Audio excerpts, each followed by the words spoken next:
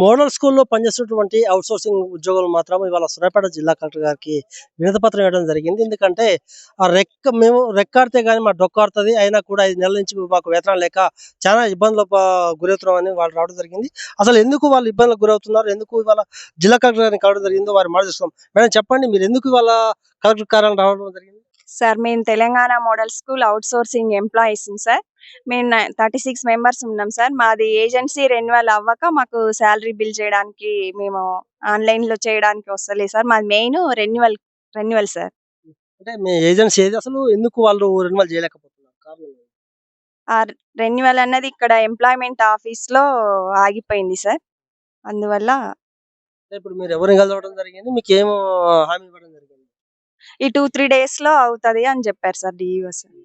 చెప్పండమ్మా, అసలేం సమస్య ఏందమ్మా? కనీసం సాలరీస్ కూడా రాక మా పరిస్థితి చాలా అధ్వానంగా తయారవుతుంది. కనీసం స్కూల్‌కొచ్చే పరిస్థితి కూడా లేదు. ఇప్పుడు అమౌంట్ పెట్టుకొని రావాలంటే మా వల్ల అవుతదా? రెగ్యులర్‌గా రావాలి. అంటే మీ సాలరీ ఎంత? 17,500 5 మంత్స్ అవుతుంది. ఇంతవరకు సాలరీస్ ఇప్పుడు లేవు. ఏం డిమాండ్ చేస్తున్నారు? కనీసం రెన్యువల్ అన్నా చేయాలి గదా! మేము బిల్లు పెట్టాలంటే ఎట్లా పెట్టాలి? ఇప్పుడు కనీసం రెన్యువల్ అయ్యి మేము బిల్లు పెడితే సరే సో అండ్ సో టయానికొస్తది అని మేము ఎక్స్‌పెక్ట్ చేస్తాం.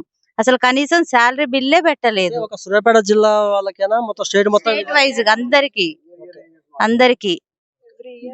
ఇప్పుడు మనం చూస్తున్నాము, సూర్యాపేట జిల్లా కలెక్టర్ కార్యాలయం మాత్రము ఈ మోడల్ స్కూల్ సంబంధించినటువంటి వాళ్ళ అవుట్‌సోర్సింగ్ ఎంప్లాయీస్ రావడం జరిగింది. గత 6 నెలల నుంచి కూడా మాకు ఒక్క రూపాయి రాలేదు. మా యొక్క ఖర్చులేంది, మేము ఎట్లా బతకాలి, మా పిల్లలు ఎట్లా బతకాలని వాళ్ళు ఆవేదన చెందుతున్నారు. ఎందుకంటే ఒక నెల అంటే అదో ఏదో మేము అప్పు తెచ్చుకుంటాం గానీ పాలవాడి పరిస్థితి ఏంది, ఇంటి కిరాయి పరిస్థితి ఏందని వాళ్ళు ఆవేదన చెందుతున్నారు. ఇక్కడ ఉన్నటువంటి డీఓ గారు మాత్రం దాన్ని స్పందిస్తలేదు. ఎందుకంటే ఇప్పటికీ 2, 3 సార్లు కూడా వినతి పత్రం ఇవ్వడం జరిగింది. అయినా కూడా స్పందన లేదు. ఖచ్చితంగా మాకు ఏజెన్సీ ద్వారా డబ్బులు ఇప్పించాలని కూడా వాళ్ళు కోరుకుంటారు. ఎందుకంటే మాకు వచ్చే శాలరీ అంతంత మాత్రము.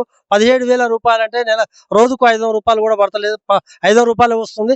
దాంట్లోనే మేము ట్రాన్స్‌పోర్ట్ కావచ్చు, లేకపోతే మా ఖర్చులు కావచ్చు, మా పిల్లలు చదువుకోవడం చదివించడం జరుగుతుంది. అయినా కూడా మమ్మల్ని కనకరిస్తలేదు. గత ప్రభుత్వంలో మాత్రం ప్రతి నెల డబ్బులొచ్చేది.